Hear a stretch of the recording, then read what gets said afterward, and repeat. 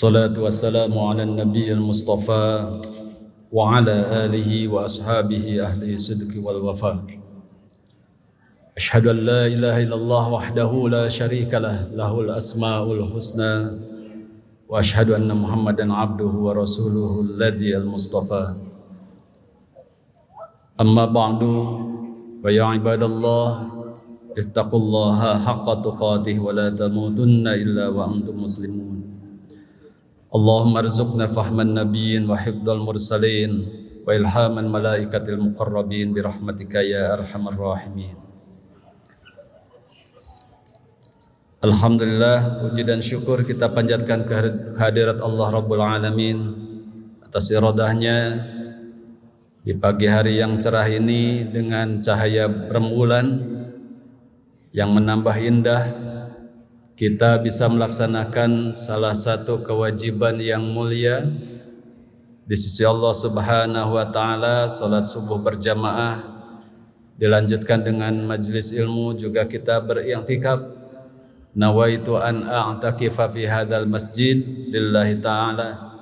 Kita berharap seluruh amaliyah ibadah kita diterima oleh Allah Subhanahu wa taala. Amin ya rabbal alamin. Salawat teratur salam kita sanjungkan kepada baginda panutan alam Nabi Allah Muhammad sallallahu alaihi wasallam, keluarga, sahabat, tabi'in, tabi'un tabi'in dan seluruh pengikut ajarannya ila yaumiddin. Hadirin wal hadirah jamaah Masjid Al-Jabbar rahimakumullah. Di dalam buku The Great Episodes of Muhammad sallallahu alaihi wasallam yang ditulis oleh Dr. Sayyid Ramadan Al-Buti atau yang dikenal dengan Syekh Al-Buti, menyebut ada 4 prinsip pelajaran penting dari sirah Nabiullah Muhammad sallallahu alaihi wasallam. Yang pertama, kata Syekh Al-Buti, betapa prinsip pelajaran dari sirah, dari sejarah Nabiullah Muhammad sallallahu alaihi wasallam diingatkan tentang nasab Nabi dari suku Quraisy. Nasab atau keturunan Nabiullah Muhammad sallallahu alaihi wasallam itu dari suku Quraisy atau Bani Quraisy.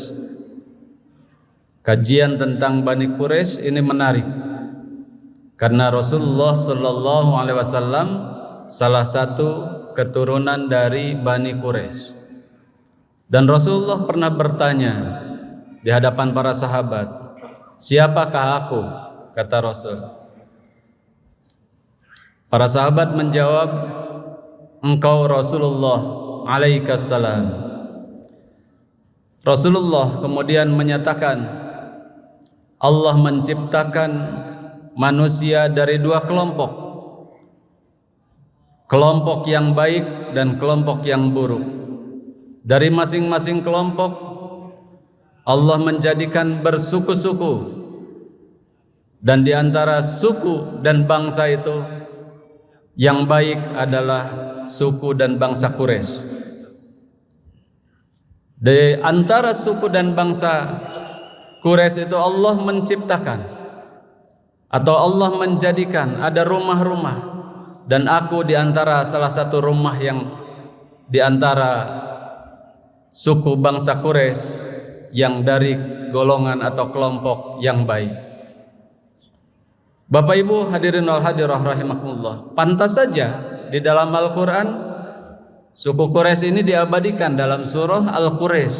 Ada satu surah di juz amma juz ke-30, surah Al-Quraisy, li'ila fi Quraisy ila fihim rihlatas syita'i was-sayf. Kebiasaan orang-orang Quraisy atau Bani Quraisy itu senantiasa rihlah, jalan-jalan. Kapan jalan-jalannya? Musim dingin dan musim panas. Kebiasaan orang-orang kafir Quraisy itu yang kemudian juga diadaptasi, ditiru oleh bani-bani yang lain, oleh keturunan-keturunan yang lain termasuk kita.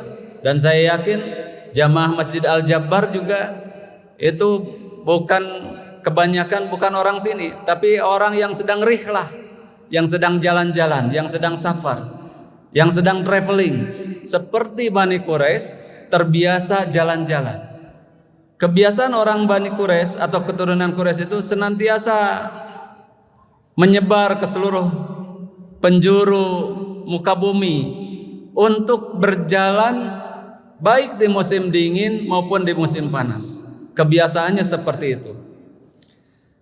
Walaupun mereka punya situs, walaupun mereka punya satu keagungan, keistimewaan, di mana di tengah Bani Quraisy Allah mendirikan, Allah meninggikan Ka'bah melalui tangan Nabiullah Ibrahim alaihissalam dan Nabiullah Ismail alaihissalam. Maka Allah memerintahkan, "Falyabudu rabb hadzal bait." Maka sembahlah Tuhan yang memelihara rumah ini. "Falyabudu rabb hadzal bait." Itu maknanya bahwa kita datang, kalaupun datang ke Baitullah bukan untuk menyembah Ka'bah, tapi kita ke sana menyembah Allah yang memelihara Ka'bah. Allah yang telah mendirikan Ka'bah itu.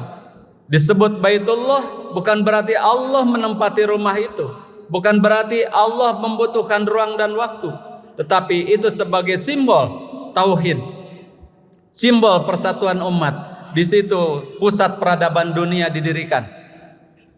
Maka kita yang jauh dari kota Mekah berkunjunglah ke sana untuk melaksanakan haji di bulan Zulhijjah, di waktu-waktu yang telah ditetapkan. Di bulan yang lain kita melaksanakan umroh untuk memakmurkan masjid, yaitu Masjidil Haram. Falyabudu rabb hadzal bait, bukan untuk menyembah Ka'bah, tapi tetap menyembah kepada Allah yang memelihara Ka'bah, yang memelihara rumah ini. Alladzi at'amahum min ju' wa amanahum min khauf. Allah yang memberikan garansi keamanan, Allah yang memberikan jaminan untuk tidak kelaparan. Bapak Ibu hadirin wal hadirah rahimakumullah. Maka kebiasaan berjalan baik di musim dingin, kalau di kita ada musim hujan, atau di musim panas, di musim kemarau, itu adalah kebiasaan orang-orang Bani Quraisy yang ditiru oleh bangsa-bangsa yang lain, termasuk juga kita. Dibiasakan agar kita tidak terbiasa mager, malas gerak, malas berjalan. Maka kita diajarkan, diberikan contoh oleh Bani Quraisy untuk senantiasa berjalan sebagaimana Bani Quraisy dan Rasulullah Muhammad sallallahu alaihi wasallam. Sehingga Rasulullah sallallahu alaihi wasallam saat diperintah untuk hijrah meninggalkan Mekah ke Madinah tidak sulit, henteu talangke bahasa Sundana. Teu talangke, tidak susah. Rasulullah dengan mudahnya dengan para sahabat pindah dari Mekah ke Madinah. Bahkan wafatnya Rasulullah di kota Madinah. Hadirin wal hadirah rahimakumullah. Ini keutamaan kaum Quraisy. Sampai ada hadis yang menyatakan al-a'immatu min Quraisy. Kalau memilih pemimpin, prioritaskan dari suku Quraisy. Dan itu menjadi salah satu pijakan di zaman sahabat, di zaman tabi'in, ketika memilih pemimpin itu didahulukan dari kaum Quraisy atau dari Bani Quraisy. Hadirin wal hadirah rahimakumullah. Yang kedua, kata Syekh Al-Buti, keistimewaan atau prinsip penting dari pelajaran yang digambarkan dalam sejarah Nabiullah Muhammad sallallahu alaihi wasallam, bahwa Rasulullah sallallahu alaihi wasallam dilahirkan sebagai yatim. Rasulullah saat lahir tidak memiliki ayah. Kemudian beberapa masa kemudian ditinggalkan oleh ibunya, ditinggalkan oleh kakeknya. Bahkan 3 tahun sebelum hijrah ditinggalkan juga oleh paman tercintanya dalam keadaan yatim. Maka ini menunjukkan hikmah yang besar bahwa Rasulullah sallallahu alaihi wasallam mendakwahkan Islam dalam kemandirian, tidak dengan keistimewaan dari ayahnya, dari ibunya, dari keluarganya, tetapi betul-betul menunjukkan kemandirian beliau sebagai Rasulullah sallallahu alaihi wasallam, sebagai utusan Allah. Maka Rasulullah pun peduli terhadap anak-anak yatim. Rasulullah bersabda, ana wa kafilul yatim kahata ini yaumal jahfi. Aku dengan anak yatim itu seperti dua jari ini yang tidak jauh, sangat dekat. Maka kita punya kewajiban seperti yang dianjurkan dan disunahkan oleh Rasulullah sallallahu alaihi wasallam untuk senantiasa dekat menyantuni anak-anak yatim. Dan Rasulullah saat lahir sudah dalam keadaan yatim. Beliau tumbuh dan besar dengan kemandiriannya. Ini menunjukkan bahwa betapa dahsyatnya dakwah Rasulullah sallallahu alaihi wasallam yang oleh orang-orang di masa itu, baik periode Mekah maupun periode Madinah, melihat bahwa Rasulullah sallallahu alaihi wasallam seorang yang betul-betul mandiri, seorang yang betul-betul dapat dipercaya sebagai utusan Allah Subhanahu wa taala. Yang ketiga, Syekh Al-Buti menyebut bahwa di antara prinsip penting dari sirah Nabiullah Muhammad sallallahu alaihi wasallam yaitu berkenaan dengan saat Rasulullah sallallahu alaihi wasallam disusui oleh seorang ibunda Halimatus Sa'diyah. Kebiasaan orang-orang Arab pada saat ibu dari seorang bayi itu wafat, maka disusukan oleh ibu yang lain yang sedang menyusui anaknya. Kemudian Rasulullah sallallahu alaihi wasallam disusui oleh seorang yang bernama Halimatus Sa'diyah. Di situ diperlihatkan dalam sejarah, para ulama sepakat bahwa setiap tempat yang pernah dilewati oleh ibunda Halimatus Sa'diyah yang tadinya gersang menjadi subur makmur. Ini menunjukkan dalam sejarah bahwa tanda-tanda kenabian Rasulullah Muhammad sallallahu alaihi wasallam sudah nampak sejak beliau masih bayi. Hadirin wal hadirah rahimakumullah. Ini pun disusul dengan prinsip penting yang keempat, kata Syekh Al-Buti, yaitu saat Rasulullah sallallahu alaihi wasallam pernah dibersihkan dadanya, dioperasi oleh malaikat Jibril, dan itu juga terjadi di waktu usia 4 tahun pada saat Rasulullah sallallahu alaihi wasallam masih diasuh oleh ibunda Halimatus Sa'diyah. Di usia 4 tahun Rasulullah pernah dalam tanda petik diculik oleh malaikat Jibril. Kemudian dibelah dadanya, dioperasi dadanya, kemudian dicuci hatinya, dikeluarkan, dicuci dengan air Zam-Zam, dibersihkan agar tidak tergoda, agar tidak terpedaya oleh tipu daya setan. Kemudian setelah itu ditutup lagi, dirapatkan lagi seperti sedia kala, dan itu disaksikan oleh saudara-saudara sepersusuannya Rasulullah sallallahu alaihi wasallam dari ibunda Halimatus Sa'diyah. Ini pelajaran berharga, Bapak Ibu. Berikutnya di usia 10 tahun Rasulullah pun sama, pernah dilakukan pembedahan dadanya oleh malaikat Jibril alaihissalam. Untuk apa? Untuk dibersihkan lagi rohaninya, dibersihkan lagi dari kandungan-kandungan yang berpotensi, jiwa yang berpotensi pada keburukan. Dan di usia 40 tahun yang ketiga kalinya Rasulullah sallallahu alaihi wasallam juga dioperasi, dibelah dadanya, dibersihkan hatinya, seluruh rohaninya dibersihkan dengan air Zam-Zam oleh malaikat Jibril. Kemudian setelah itu Rasulullah sallallahu alaihi wasallam diisra dan dimi'rajkan, bagian dari rihlahnya Nabiullah Muhammad sallallahu alaihi wasallam setelah melewati satu masa, 1 tahun yang disebut dengan Amul Husni, tahun kesedihan.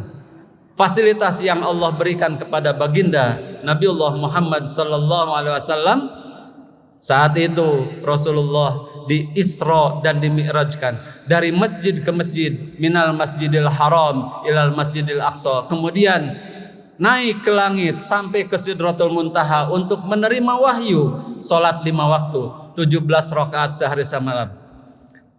Ini menunjukkan bahwa untuk menerima wahyu yang sangat penting, Rasulullah dibersihkan terlebih dahulu rohaninya. Maka kalau bagi kita kita memahami as-salatu mi'rajul mu'minin. Salat itu adalah mi'rajnya orang-orang mukmin. Rohani kita naik, inginnya naik, bertemu dengan Allah, berkomunikasi dengan Allah. Mana mungkin salat kita terhubung, terkoneksi rohani kita dengan Allah kalau sebelum salat rohani kita tidak dibersihkan. Kita belajar bab fikih secara jasadiah, kita diajarkan untuk toharoh. Maka saat toharoh pun, apakah itu mandi janabah atau kita berwudu bersuci, saat wudu, saat mandi janabah, dalam waktu yang paralel bersamaan, di saat itulah bersihkan juga jiwa kita, bersihkan juga rohani kita. Setiap gerakan-gerakan wudu iringi dengan doa-doa yang kita lantunkan dalam rohani kita, dalam kolbu kita, agar bersih rohani kita. Maka di saat sholat kita dapat menikmati sajian santap sholat itu, sehingga berdialog, terkoneksi dengan Allah Subhanahu wa Ta'ala. Sebagaimana Rasulullah mencontohkan pada saat Mi'raj, Rasulullah dibersihkan dulu kolbunya, dibersihkan dulu ruhaninya oleh malaikat Jibril. Kita tidak dibersihkan oleh malaikat Jibril, tapi sudah dituntun, dan Al-Quran sudah turun, wahyu sudah turun, sunnah-sunnah sudah dicontohkan oleh baginda Rasulullah Sallallahu Alaihi Wasallam. Maka kita bersihkan diri kita sendiri. Untuk apa? Untuk kualitas sholat kita. Selain kuantitas sholat kita, kuantitas sholat kita, jumlah sholat kita sangat bergantung pada rohani kita.